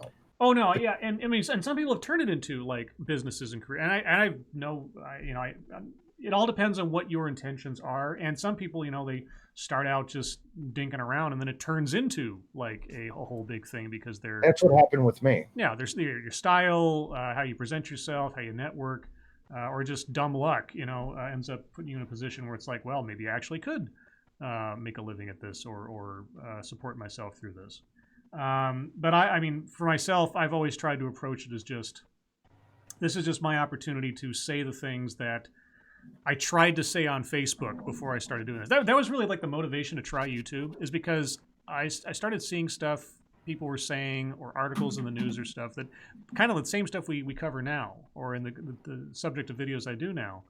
And I would say these same things in writing on Facebook, responding to articles or news stories or to things people were saying on Facebook. Problem is, it's all people you know, and you turn into a supervillain real quick for disagreeing with somebody, and it's really uncomfortable. Yeah. And it's like I don't feel like I can say what I want to say in this little environment without risking relationships or causing all sorts of personal drama that I really don't need right now. So this was a safer locale in which to do it, with a certain level of anonymity. I'm, and at this point, if I mean, some of my family members obviously know what I do, but or as a hobby anyway. If everything, if I got doxxed or something, it's like, well, it might not be the end of the world now. But at the same time, it's like there's still that fear. There's still that fear that like saying something that's or having an opinion that goes against the grain is going to get you completely nuked somehow, or twisted around into something that turns you into an undesirable amongst your peers or your job or anything else. So it's still kind of a scary time when you look at what happened to. And I mean, I know it's an extreme example, but the guy that Zoe Quinn sort of like ruined. Yeah. And don't get me wrong, it may be the case that guy was kind of a creeper or something, but at the same time, entire reputation, entire career nuked because of an accusation by one person. There's like, Yeah. scary times. Let's see. We got a couple of minutes. Anything else you guys wanted to plug or say or shill or whatever? No, that's it. All right. Well, chat. One more Can time. I do fucketry? YouTube. What? Monkey didn't? I thought. Okay, I did it again. Everybody was talking so much. Monkey, go ahead. No, sorry. No, I got confused with asking about YouTube time, and then I apologize. Oh, it's okay. The only one I have several. They'll be on Monkey in the Morning, guys. But the one that I wanted to bring up here is Blizzard finally responded. Did you guys see this? No, I didn't. No. Blizzard gave a response to why they did what they did, and they think they overreacted, you guys. Instead of a full year ban and taking all of his money, they're going to let the guy keep his money, and he's got a 6-month ban. He can come back after that if he wants. But I'm gonna throw that the link into chat so people can read the whole thing, because I don't want to go over the whole thing. But their reasoning, I swear to God, he's not supposed to say anything political. They would have done this same thing no matter what political statement was brought up. No matter what. No matter what. So it's even for a corporate apology, this one is like, are you fucking kidding me? Because this one was bad. It was just, yeah, look. Oh, and by the way, they've this goes for the casters as well, the people who were asking the questions. They were a little harsh on them. Instead of giving them a year off for, asking a question that wasn't even answered correctly, they only given them 6 months off. And they're trying to pretend that it's not because of the China situation. So I simply asked them, if an American had won or was being interviewed in something like this, and any time during that interview they said they support trans rights, would you do the same thing? And I don't think they would. I really don't. Well, we already have an example of that. Well, not exactly trans rights, but you remember when what's that fucking furry's name that won that fighting competition, and he went on stage and started harping on about him being gay and how Sonic Fox. Yeah, oh, Sonic Fox or whatever. Yeah, that shit already happened, and he was championed. Like, he was championed for that shit. They would have been better off sticking with their original you can't do anything to harm the brand kind of thing. Because whether you like it or not, what he said could harm the brand in China. We don't have to like that that's true, but it's true. This was just nonsense. No, we don't allow any kind of political speech. Shut the fuck up. You guys are fucking liars and you know it. But they did lessen the penalty, so there's that. Well, I'm inclined to believe that that is true, but I think the classification depends on context because they'll flip it and say, well, that's not a person, celebrating their, transgenderism or, that's their life. That's not political. That's just morally, that's a moral thing. Yeah. They'll turn that shit around and make some kind of, exception on why it's not quite political. But I am inclined to believe that, if it was a truly political statement, then the punishment would have probably been the same. I doubt they would have punished someone if they got up on stage and said, "Let's ban assault weapons." They wouldn't have gotten punished. I don't know. The way this reads, I mean, you have to only talk about the game. Only talk about the game. That's all that's allowed. And that's nonsense. That is absolute nonsense. This was done because of the China connection. We know it, they know it, and they're just trying to get out of it now because so many people have not look. People are not just canceling their subscriptions; they are canceling their accounts, which is a different beast. If when you cancel your account, you lose everything you've ever put into it, any skins you've bought, and all of that stuff. This is people saying, "Fuck you! I am never coming back." And Blizzard got the message, but not very well, because this was just dumb. This was worse than the original. It was absolutely worse than the original. So, yeah, that's the only one I wanted to talk about, Scribe. All right. I wonder. I'm sure it's already happened. Has anyone titled this pattern we're seeing the China syndrome yet? Because if it hasn't if it hasn't been, it certainly should be. And if no one's done that yet, and I'm the first one to do so, I take full credit and I expect royalties. If I remember to, that's what I'll name my stream tonight, and I'm not giving you shit. There you go. The China syndrome. Yeah, between the NBA and Blizzard and I think there's something else. South Park. South Park, yeah. And yeah, the NBA, they were going to ban media from interacting with the players while they're on their little China trip or whatever. And I tweeted out today, "Dear NBA, Streisand effect. Sincerely, Scribe.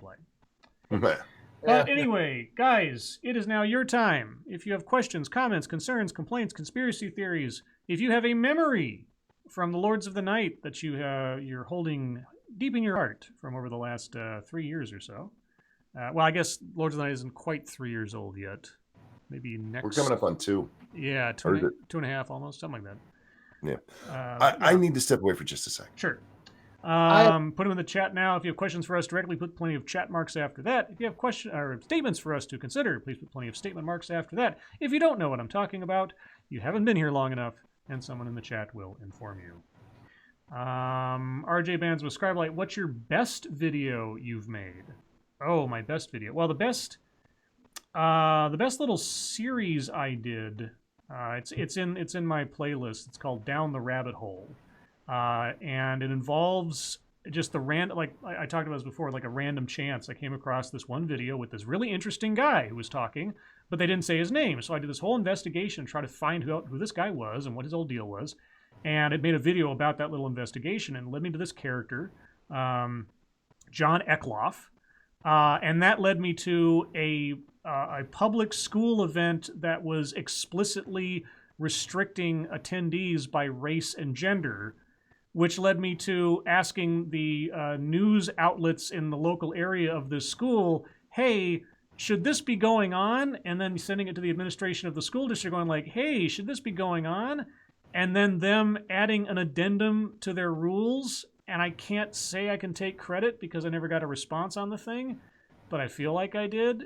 And that whole experience was like the first sort of like quasi-investigative journalism thing I'd ever done before, which is kind of the stuff that I like watching on YouTube to begin with. So I'm most proud of that progression of stuff. There are lots of individual videos, and I posted a couple today that I still really enjoy and I really am sort of glad I made. But I could go on for a long time talking about which videos I like the best. Let's see, who's next? My favorite memory of Lords of the Night was Crossing of the Streams. Oh, yes. That took a long time. We finally got it all lined up. We got to do it again, too. Yeah, especially with the new show, with Ghastly and everything. What a beautiful shit show that was. I know, right? Oh, come on, it'll be fun. Me, Ghastly, and Drunkle. Yeah, Oh, no. yeah. We're doing it on Satsu's Next Nighty Hosts. I am 100% going to be dead that day, so. Okay, Aslan, what would you name your boat if you had one? Well, obviously, got it. Bodie McBoatface. Actually, no, I take it back. I call it Yacht It. Okay. Ah, ding. I see what you did there. Yeah, I know. I'll call mine's the SS Satsu, but I'll get pissed off when people call it that. I'll be like, it's Satsu, damn it. What's your boat, Monkey? The lady monkey, but with her real name, of course. The Cryptanic. The Cryptanic? Is that what it's Cryptanic. Let's see. Frosted Glass, if you think we'd be better off if Nixon never opened relations with China? Economically, no. But but I'm not a economic historian or anything, so I could be wrong. I don't know. You might still be getting movies that don't pander to China, so maybe. That's true. Satsu, you had a revelation? Yeah, Squishy was telling me about a story earlier of a girl who's getting charged with a felony for doing the hand like pointing her fingers like a gun in school. Yeah, she was charged with a felony for I guess I've heard what was that it? Before. Something like Yeah. invoking a school shooting or some shit like that. Yeah, finger gun terrorism. I've seen at least 2 or 3 of these stories over the years, especially since Columbine. But yeah, I guess now it's with the current gun zeitgeist, it's even more sensitive. Nyala or Adios. Yeah, Adidas. Scribelight, what would be the most lighthearted but dark story script or book you have? Be as weird, or is it the most dark story script or book you have? Like that I've written, because I haven't written a book, but I'm not quite sure what you mean. Like something that I own, like in my personal collection, or yeah, I just need some clarification before I try to answer that one. Harvest Marvos, what do you guys think of a college student getting arrested for sexual assault, facing 10 years of jail for touching a girl's arm? Full story in MSS News. We talked about that story, last night or the night before? Where the kid, last night, I believe it was. Yeah, the story goes, nervous kid, just trying to connect with people, literally or figuratively, goes about in a very ridiculously awkward way, and a girl decides to turn that into a sexual assault charge, even though he never touched her sexually. He did touch her without her consent, which isn't good. That kid, whether he's being stalkery or just weird or otherwise, he needed some correction in that regard. But facing 10 years for sexual assault when, so far as we know, that didn't actually occur is redefining the legality of things. What's really funny is the sexual aspect comes from her saying that if he wouldn't have touched my arm, I think it would have been my boob. Right. It's like, well, that's all we need. Yeah, some hypothetical thus convicts him of a crime that, I mean, it's like the twisted version of Minority Report. It's not even a crime that you would have done. It's what kind of think you would have done. Ebony Williams, my dearest Scribbles, congrats on 3 years. If you ever run out of social political commentary to critique, what would you do on your channel? Well, I mean, if I ever ran out of stuff or decided, I would essentially just freeze my main channel and come up with a new channel. Scribelight does something else. But as far as that goes, I'm not quite sure. I mean, I've always admired the guys that do like little documentary pieces, like brief little 5 or 10 minute ones on like famous crimes or serial killers or things like that. I don't know if I'm quite the historian that some of those guys are, but I've thought about something like that because it's a subject that I'm so interested in. I thought about trying to put together some kind of like live stream tabletop RPG group or something, because I've been jonesing for that for quite a while now since I lost my tabletop group a couple years back. So there's a lot of different things that are going on in my head, but nothing that's really quite stuck yet. And of course, if I did choose to do something else, I'd almost have to dedicate all of my extra time to it. So I don't know. I thought of several things, but that's abstract what I thought of. Pirates Creed, just so we're clear, AA stands for Alcoholics Anonymous, right? No, I think it's alcohol something something and ammo or whatever. It's alcohol, apparitions, and ammo, but the A for ammo is silent because that's how I like it. Okay, there you go. Non-Vitae Rex, where are all the H.P. Lovecraft movies? Well, they're usually in the bargain bin. There are several good ones, though. If you can find The Resurrected with Chris Sarandon, that's a really good one. The stop motion at the end is a little goofy. Let's see, what else? Well, there's the H.P. Lovecraft film collection or film festival collections with all these short films of H.P. Lovecraft stuff.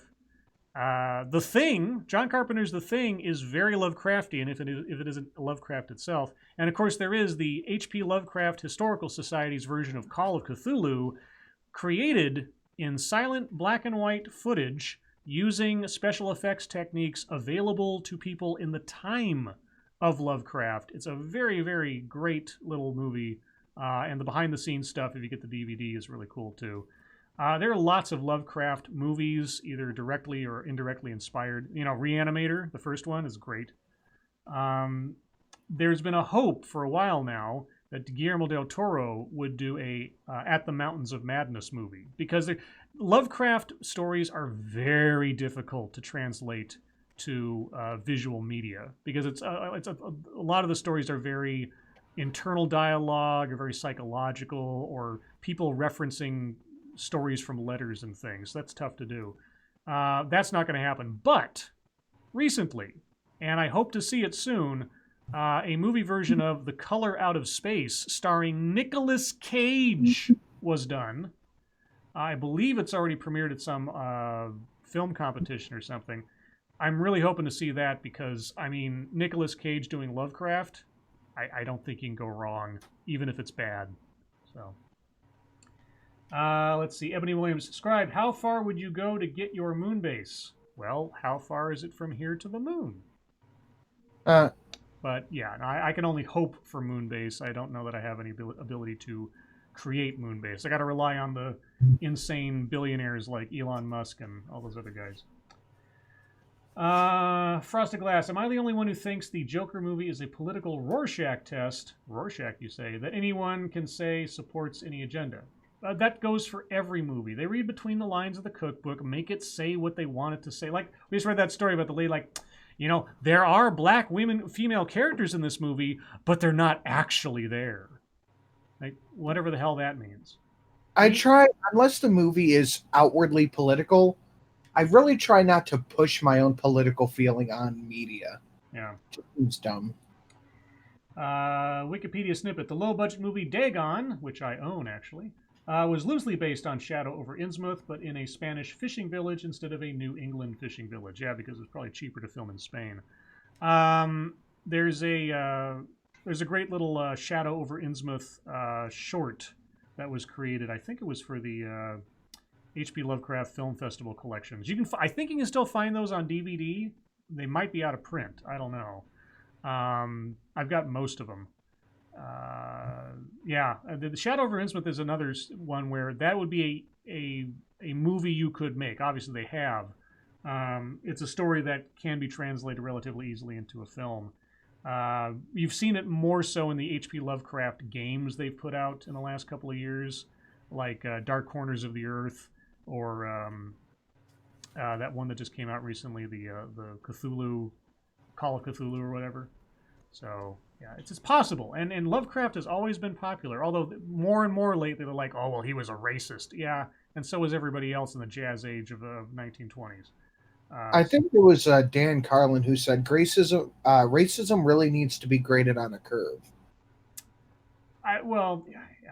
It's a rough subject to have to talk about, but it's like, yeah, okay, things have changed. Mostly because we don't... Oh, excuse me.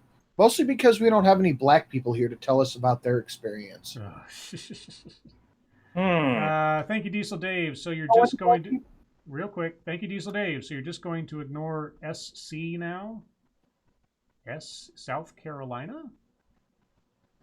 Is that what you mean? Maybe I'm misreading that. P Dog Knight, Scribe Light. Now that I'm stationary, happy anniversary, Scribe. Get it? Now that you're stationary. I don't get it. I don't get it. Stationary. Well, I mean, you're talking about like paper with a logo on it, or he's not moving. Was he in his car or something? I don't know. What? Maybe he was in his car. Okay, maybe I missed that. Sorry, P-Dog. And like I said before, if you missed it, I had in my mind to make a movie poster for you, putting your face over Forrest Whitaker and making a lawyer dog instead of ghost dog thing. Super chat. Oh, did I miss a super chat? I'm sorry. How did I do that? Oh, okay. Sorry. When chat jumped, it took that $2 one away, and they don't give me any note. This is something that YouTube really needs to fix. Whether it's a penny or $1 million, there should be a notification of a super chat. If they don't give you a notification of super chat, it's liable to be missed. Thank you, Diesel Dave. The reasons I don't watch AA, Drunkle and Ghastly. Wow, that's mean. I bet you hurt their feelings. Mata Winter. Oh, Lauds, have you had Dr. Pepper Winter Mix? They add cranberry? No, I won't even drink that. No. Gross. Yeah, that doesn't sound good at all. Let's see. And chat jumped again. I'm scrolling up to make sure I didn't miss anything. This is what I got to do now. I got to make that a habit because I just. SC meant super chat. Yes, I just said that. Did you miss the part where I went up and read the super chat? No, in a Diesel Dave's message. Yes. Do you miss the part where I scrolled up and read the super chat I missed? You missed like the last 2 minutes. Wow, Sinatra got abducted by aliens, you got guys. confused about Diesel Dave's super chat. You thought it meant South Carolina. Yes, he already addressed it. Yes, and then someone corrected me, and then I scrolled up and I read Diesel Dave's super chat after apologizing for missing it. I saw the you were abducted by aliens. Okay, Sinatra's super chat. Scribe, you missed a super chat. I saw all those. Yeah, Sinatra had a probe up his ass there for a couple minutes, guys. So yeah, I was completely zoned out. I'm looking at dog pictures. He had a stroke. You're looking at dog pictures? Yeah, I found a new dog that I like that I might get one day. Okay. Let's see. Faithless, isn't there an entire separate log of all the super chats? There is, but you have to pull up a different page, and I'm trying to pay attention to the chat, and then the chat jumps, and I don't get a notification for $2 super chats, so it was just, the perfect storm of missing something, and I apologize. It wasn't intentional. No one nowhere. Stroke! Yes, Sinatra had another stroke just now. You ever see a Caucasian Shepherd dog? Is that a trick question? Sounds racist. I saw the picture.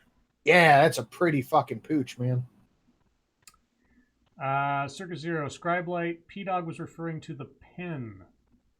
Oh, yes. And that's something I've always kind of worried about, because there is a product out there called Scribe Light, which I have never in any way, shape, or form, even in anything that I do in my channels, even alludes to that kind of stuff.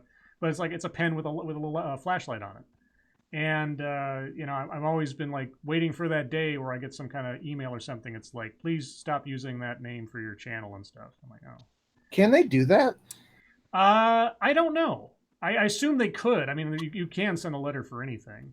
And if they did, I wouldn't want to fight something in court or something, obviously. So I'd probably just rename my channel to Scribe or whatever and change what I could. But name it to Scribe Penlight.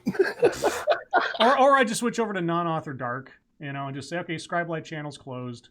I'll rename it to Scribe for archival purposes, and just switch over to non-author dark. And people can still call me Scribbles, whatever. Moonshock, Scribe Light, Lords of the Night, favorite Pepperidge Farm cookie? Those mint ones, the little oval-shaped ones that have the mint in the middle, the chocolate mint.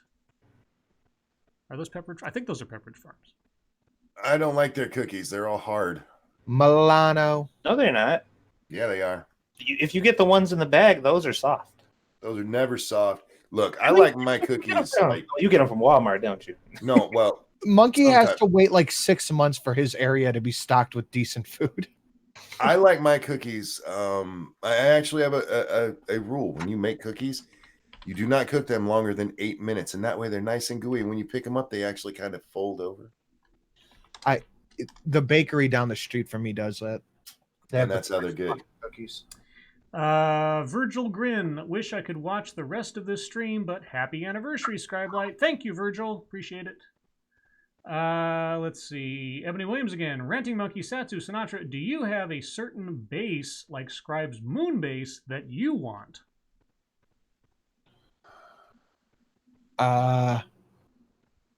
Yeah, but made out of fire swords. Satsu, do you have a base? Midget base? I don't know. Midget base. You know what I want to be my base? That fucking gaming chair that we saw that we were gonna get for Monkey. That's what I want to be my base. Oh, the reclining thing with the big framework around it? Yeah. It's got like fucking 3 monitors on there, the fucking slide out keyboard and all that, man. Micro Center has one of those on display for like, I think they have it for $3,000. They were $6,000 last time. They were $6,000, yeah. But there's no computer in it. It's just the chair with the monitors, and it's $3,000. Thank you, Bear Koch. Can't believe I've been listening to you for 3 years. I can't believe you've been listening to me for 3 years. Thank you so much. And Pirates Creed, Scribe, 2 questions about Vampire the Masquerade. What happened to the antediluvians, and how do werewolves and vampires interact? Well, to the latter question, werewolves kill vampires pretty easily, because vampires are like wet toilet paper to werewolves. As for the first question, what happened to the antediluvians? Well, it depends on who you believe. Let's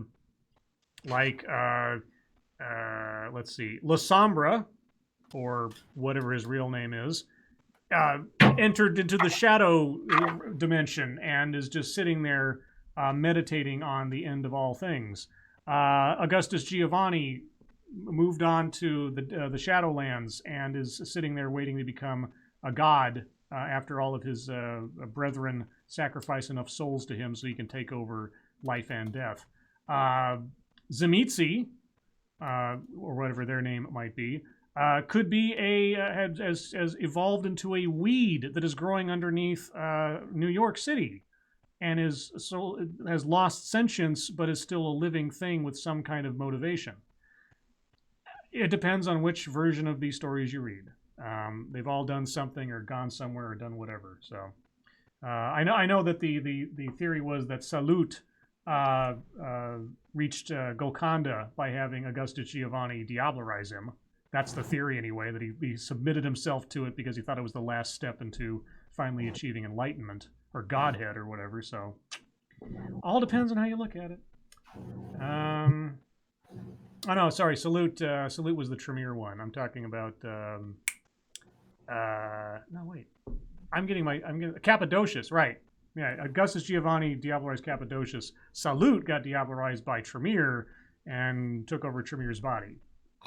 See, I remember all the soap opera stuff. Been a while since I've thought about it. Let's see. Orpheus Taylor's Lords of the Night and Sinatra. Favorite sitcom? God. Well, I know Monkeys is probably Friends or The Office or something. Yeah. All time, probably Friends, yeah. Friends. Although, no, yeah. Probably Married with Children with Friends right behind it. Yeah, I don't know. I like Married with Children when I was growing up. I'm trying to think of I'm trying to think of what I watched like regularly or made sure to watch. Wait, did you just say Seinfeld? I did. It's awful Jewy for you. Yeah, it is. Oh my God. I'm just saying. I mean, you could think that, but Kramer, when the show ended, really brought me back into it. I guess I don't have an answer for that one. Shiogorath, Lords of the Night, ever play with a Raspberry Pi? And if so, what you do with it? I haven't, so I didn't. Real quick, though, thank you, Kaga Mandoa. Happy 3-year anniversary, Scribe. What happened to Lady Monkey pinching Monkey's nips for super chats? I think Monkey's nipples fell off. Here, let me do it. I'll just reach over. Monkey, move. Move your. Come on. Stop moving away. Ow. No. Wow, Oscar-worthy.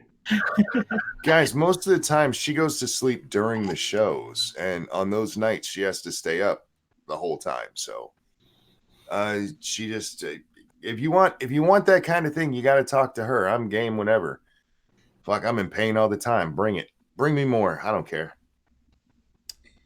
Midnight Exile. Scribelight, you got to do a VTM lore channel like Arc Warhammer or that dude who does Dune Quicks. Oh, I have a question for you, Scribe. I think you're the only one who could answer this. Okay, well, now I feel pressured. Go ahead. Is a sitcom anything they film in front of a live studio audience with like a live?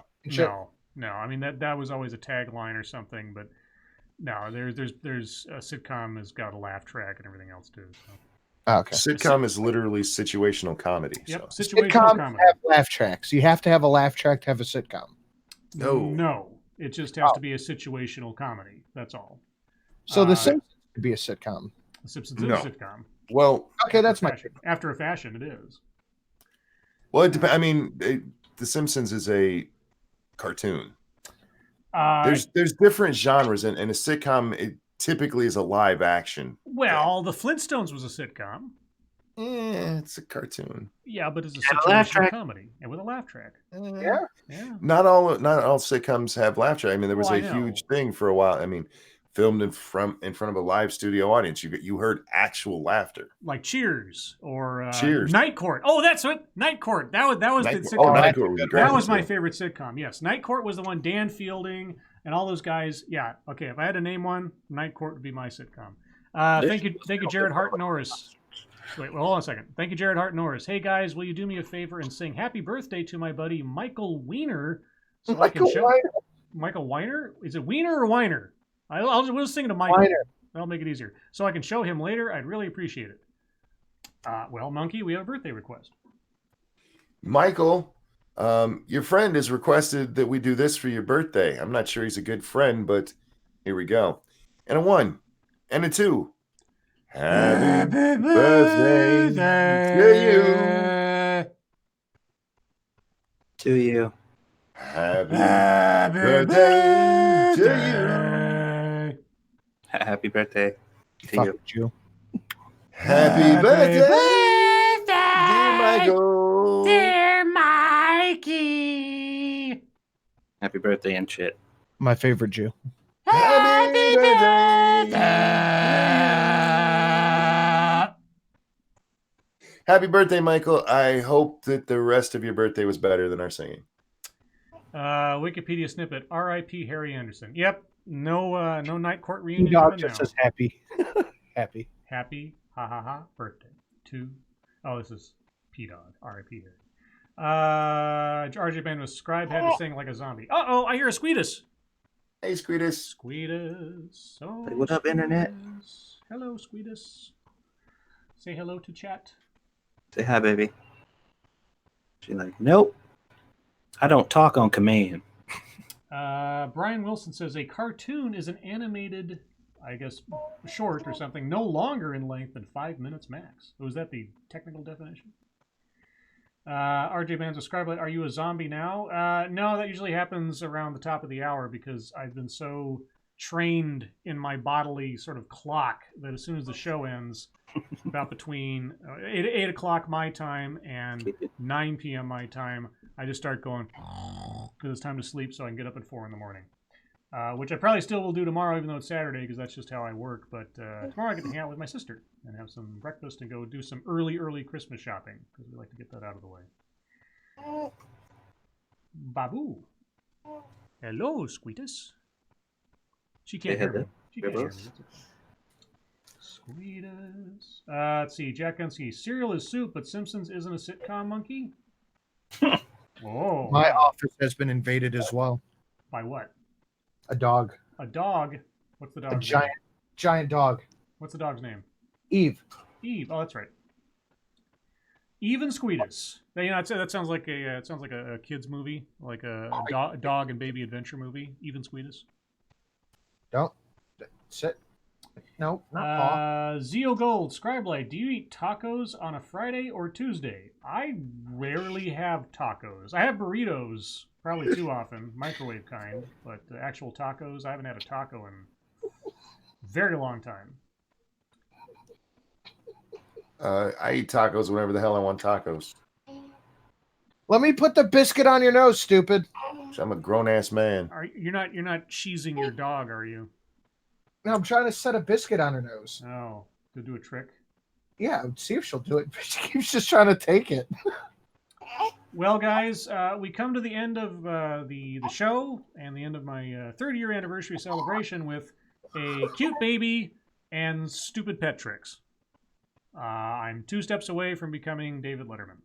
Now I just have to have an affair with one of my interns and embarrass myself on national TV.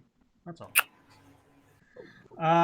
But with that, guys, again, as I said before, and I will continue to say just about every show if I remember to, because God knows I make enough mistakes forgetting other things.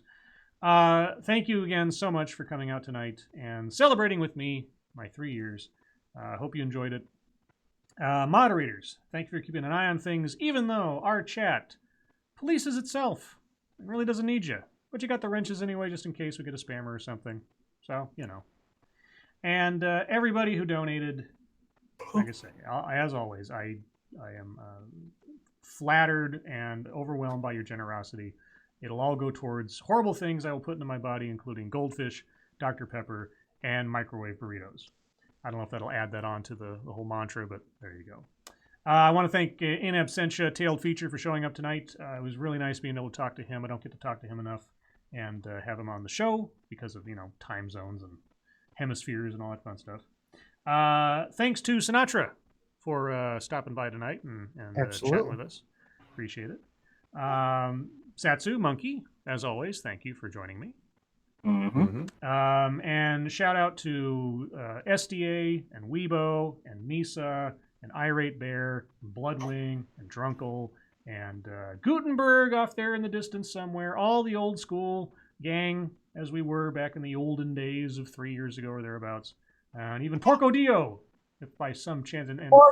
And World from Ferg on the off chance. So he hopped by my stream the other night. Ferg did? Yeah. Oh wow. Well, I gotta touch base with him. Drooling all over me. Oh, the dog, not Squeedus. Okay. Yeah. So guys, thank you again. Remember, tomorrow night, per usual, will be on Monkey's channel at the regular time. Over on 2 Cents Plus, after this, you can watch Monkey and Satsu play Your Code Vein or something. Anything else I forgot or missed? Oh yeah, go check out the AA meeting with Sinatra, Ghastly, and Drunkle. When do you guys do your show again? Every Monday, Wednesday, Friday. Monday, Wednesday, Friday. Oh, look at the doggy. And be sure to check out Tailed Feature. I'll put a link to his channel into the description presently. But with all that, guys. Oh, and be sure and thank you, Squeedus, for joining us as the outro. All that being said. Oh God, look at Squishy's face. Everyone, your lives make our lives that much better, and we'll see you tomorrow. Bye, guys. Bye, guys. Bye. And per tradition, not law, by the way, but by tradition, I'm getting out my copy of Screw the Roses, Send Me the Thorns, the romance and sexual sorcery of sadomasochism. What was that? Nothing. And I'm Sin flipping hitting the wrong button to a random page. And today's secret word is... Oh, no. Oh, okay, today's secret word is absorbent. Oh. There is no cock like horse cock. Send your asshole into shock. You need horse cock, of course cock. Grab the loop and slam the day away. As I take more cock, horse cock. Shut the door and turn the lock. Is your cock a horse cock? You will never hear me saying nay.